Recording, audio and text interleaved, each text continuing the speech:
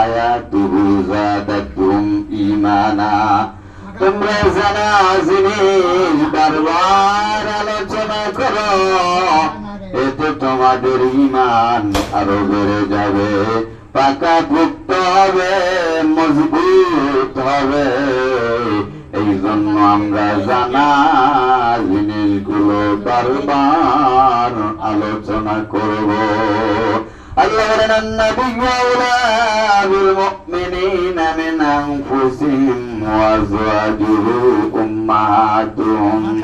আল্লাহ বলেন, যারা মুমিন তারা নিজের জীবনের চাইতে আমার নবীকে বেশি ভালোবাসে। বলেন সুবহানাল্লাহ।